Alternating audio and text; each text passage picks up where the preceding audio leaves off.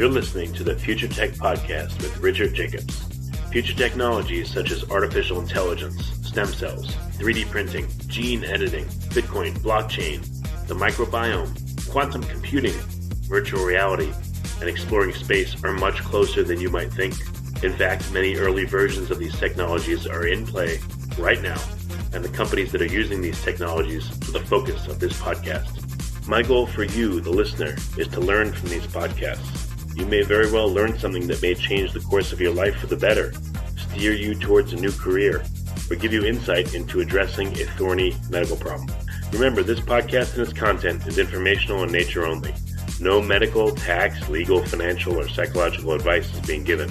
If you've enjoyed the podcast, please listen, subscribe, like, and tell your friends about it. Thank you.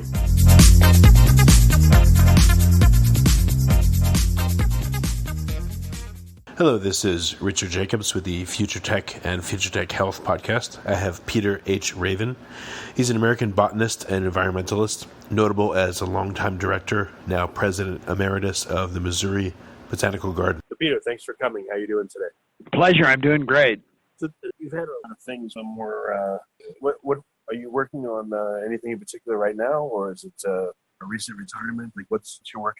Well, I just finished an autobiography, but I'm very busy with promoting a number of other scientific projects and as a board member of the National Geographic Society. So what are some of the projects you're working on right now? Checklist of the plants of India is the most important one scientifically, and then I'm helping in many ways in conservation projects with other people whenever they contact me. What about conservation projects in particular? Well, for decades, I've been particularly interested in the tropical rainforest, which is going so rapidly, 25% in the last less than 30 years, and which houses far more species than anywhere else on Earth. So I have worked pretty tirelessly giving speeches about that and trying to affect the politics so that people would pay a lot more attention to it because of the consequences to all of us. So I spoke to someone else about the tropical rainforest a while back, and they said there's a critical side in which you can still have animal habitats. Are you familiar with that? Is there a critical, non-broken area of forest that would be species and maintained? Well, there are two different ways of going at it. I mean, in a sense, an even more critical matter is how much of it do we need to keep the world's climate stable and sustainable. And with the speed at which it's going, many people predict that it will essentially all be gone by the end of the century.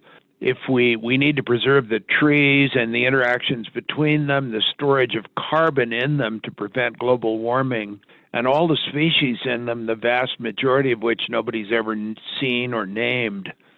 So we have about the last chance at that in the next, let's say, 2 generations. I've been very struck by the fact that when my youngest granddaughter reaches my age, it'll be 2102. Lord only knows what will happen between now and then. Yeah. What does the deforestation look like right now? Is it contiguous or the patchwork that it's creating? What is? Well, it's rising, but it's sporadic. It goes up and down in different places.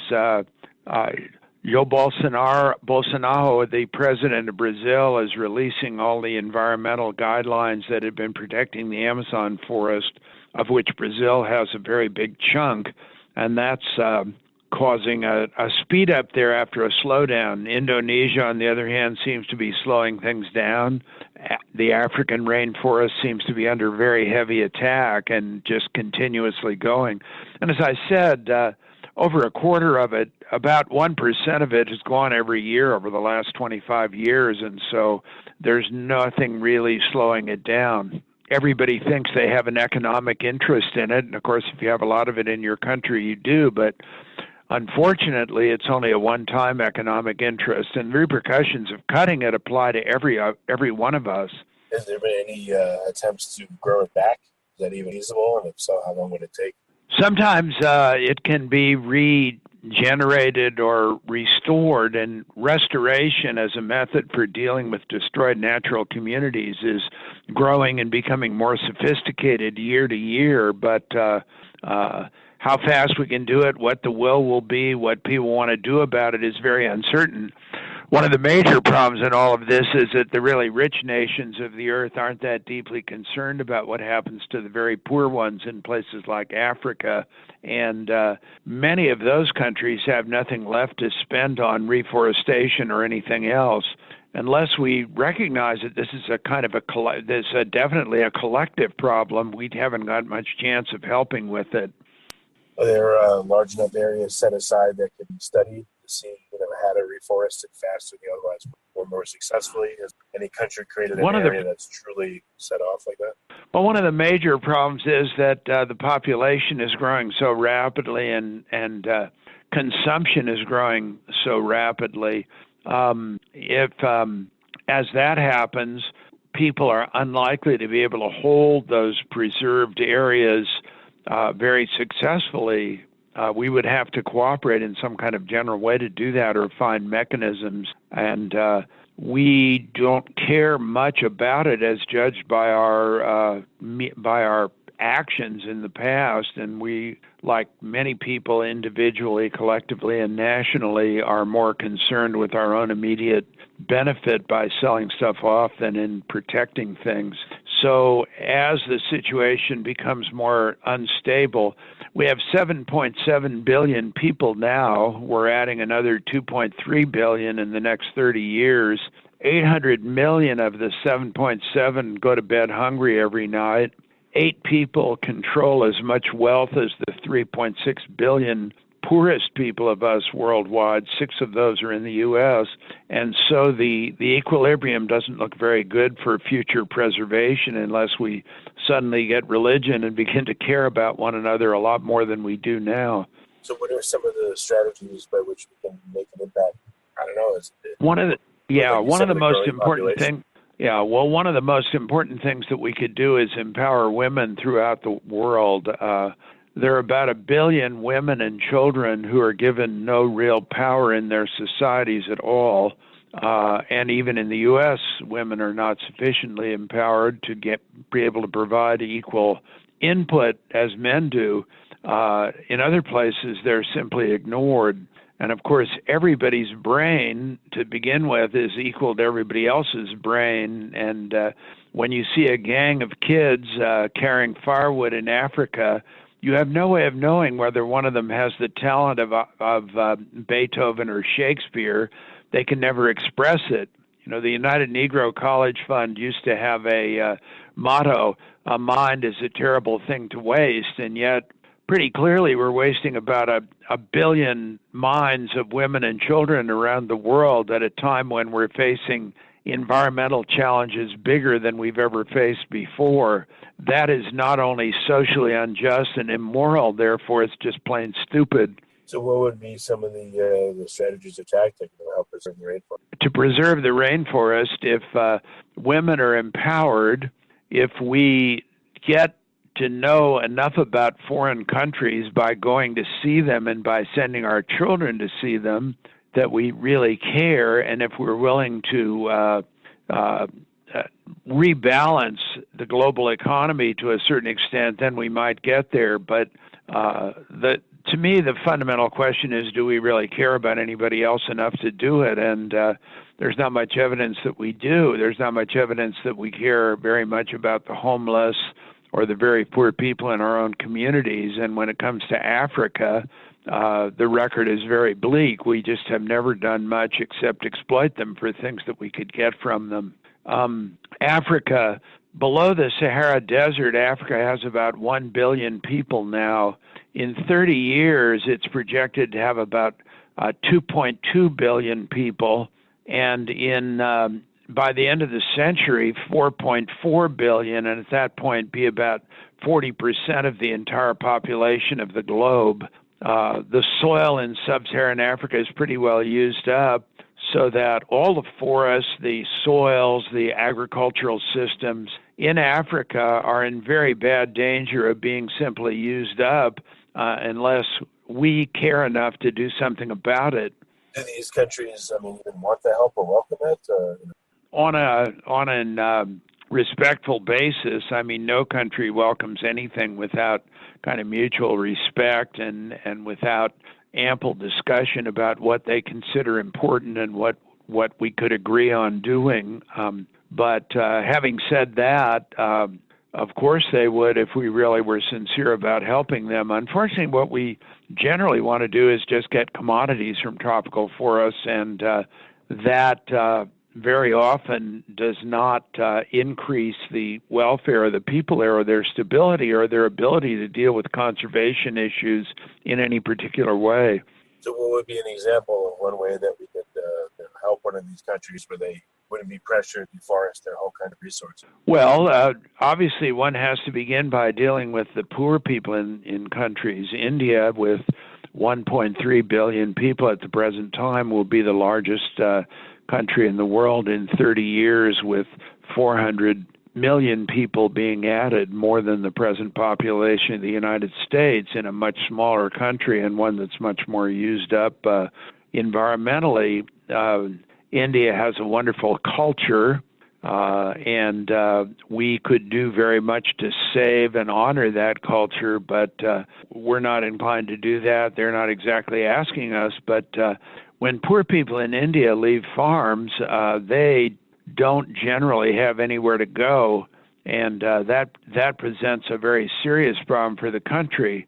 They have a lot of advanced intellectual activities and organizations and so forth in the country, and in every way they're certainly equal to us intellectually, but the opportunities are going to be very difficult for them to meet for historical reasons. If you studied the history of India, you'd see that it's basically been exploited for a very long period of time, and what they have left with this enormous world-leading population is not very much. And yet the kind of instability that they're generating in a world where we're using up more than the world is producing every year will make it increasingly difficult for us or Western Europe or anywhere else to stay rich, because there's only so much air, there's only so much pollution that can go into the air, there's only so much ability to absorb pollutants, and the situation is looking very rough now. We need to educate our children a whole lot better. We need ourselves to get a grip on trying to understand some of these environmental problems and the rest. The serious challenge is that a lot of people who know basically nothing about the problems are just singing happy tunes about how somebody's prediction in the past went wrong, or something really didn't come to pass, and therefore everything that everybody says now is wrong, which of course makes no logical sense at all, even though it does give people who fall for it an excuse for not paying any attention and trying to make the situation better now. Do you think the solution is going to come from empowering these countries to help themselves, or is it's going to be educating us to not exploit these countries, let them do what they do? Well, we want to empower them to help themselves, and we want to do that by, various things, increasing credit to poor people, being willing to send them agricultural surpluses, but basically get into respectful relationships with all the countries that occupy the world with us. People really succeed only if they're empowered to do things on their own, and the same obviously is true of countries all around the world. The United States has always been a bit slow in really doing that, but colonial powers have never really wanted to do that or done that very effectively in the past. We can strengthen their universities, we can build roads in them, we can in various ways strengthen their infrastructure and let them get more benefit out of their own productivity.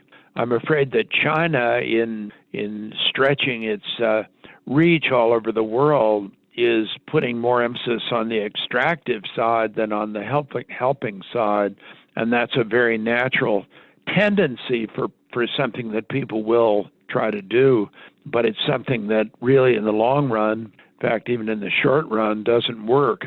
I said, do you think these countries will perceive a handout or help as help, or do you think they perceive it as something different and not genuine if it was even offered? It all depends on how we do it. If we do it in a respectful and reasonable way after consultation with them, anybody obviously would be glad to get help.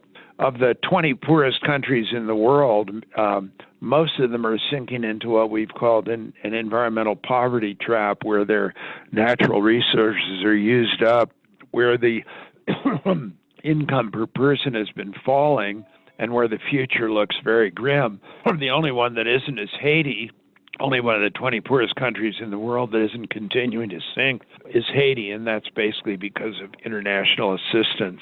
So it can work. Well, as an example of Haiti international, what is the country itself to itself, or is this the same level? The more we get in there and try to give them opportunities, the better they do.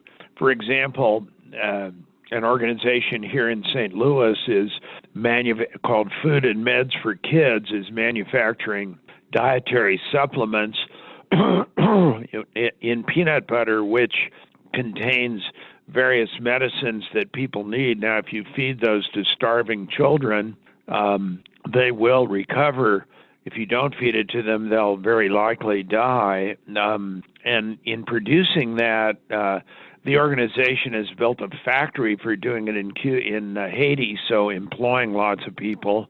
It's encouraged the cultivation of peanuts in Haiti, so setting up viable agriculture systems and so forth.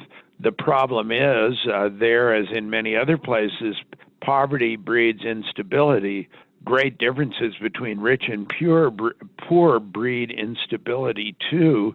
So we've got to take this on from a social point of view as well as from a purely financial point of view. It's simply not handing people checks and then everything's all right. It's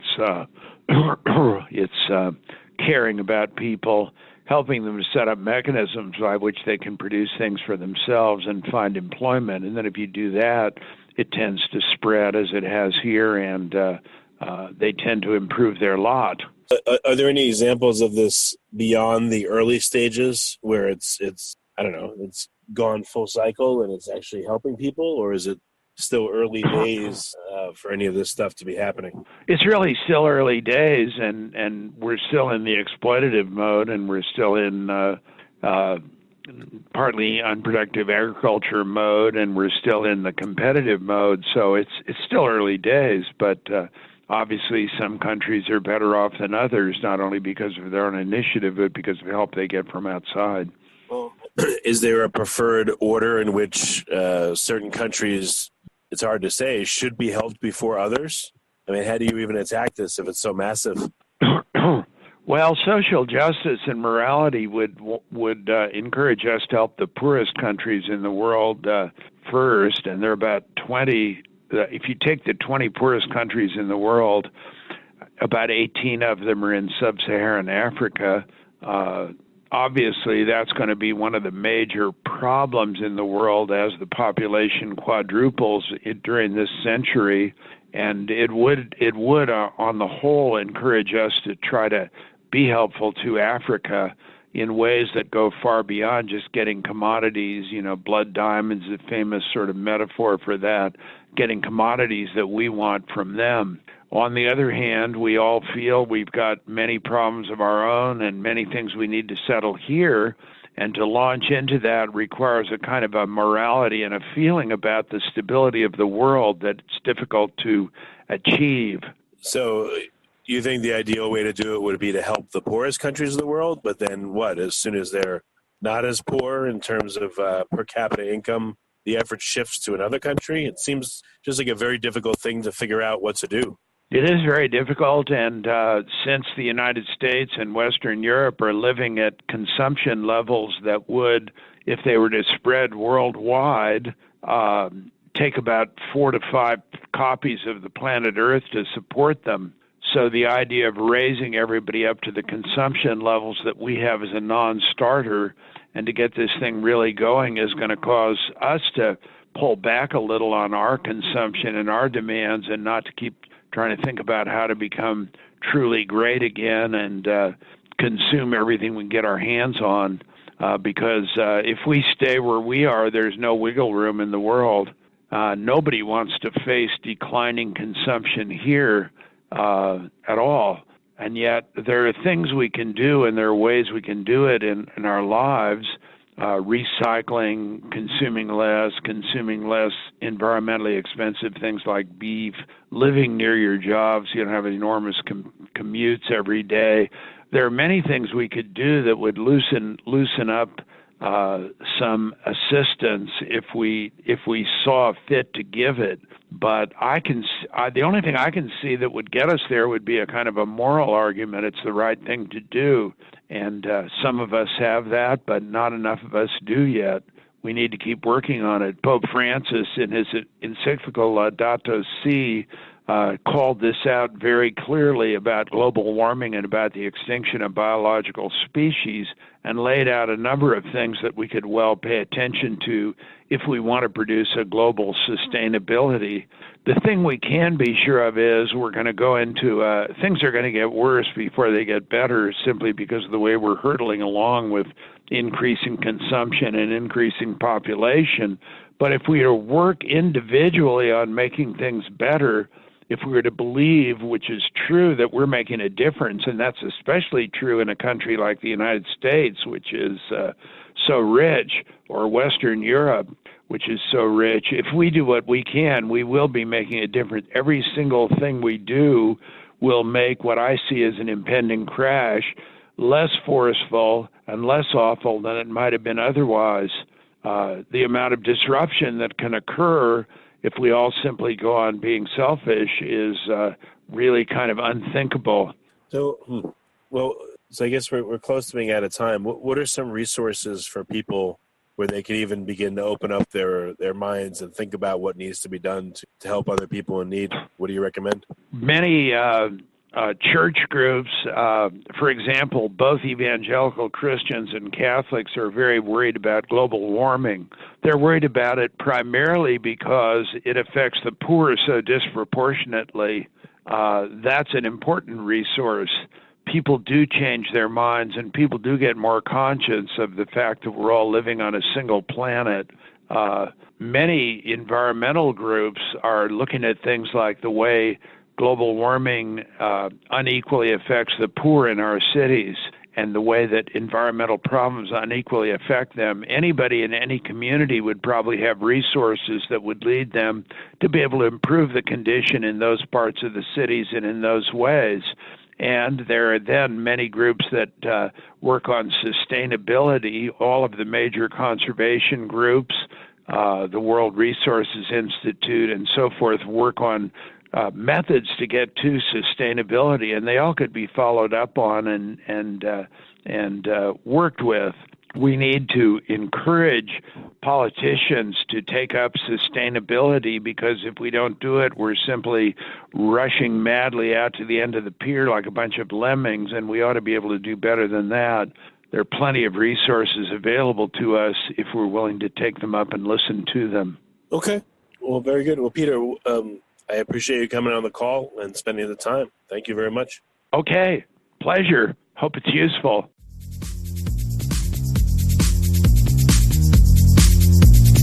You're listening to the Future Tech Podcast with Richard Jacobs.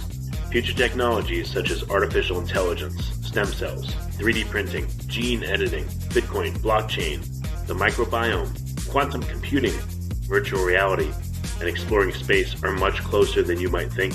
In fact, many early versions of these technologies are in play right now, and the companies that are using these technologies are the focus of this podcast. My goal for you, the listener, is to learn from these podcasts. You may very well learn something that may change the course of your life for the better, steer you towards a new career, or give you insight into addressing a thorny medical problem. Remember, this podcast and its content is informational in nature only. No medical, tax, legal, financial, or psychological advice is being given. If you enjoyed the podcast, please listen, subscribe, like, and tell your friends about it. Thank you.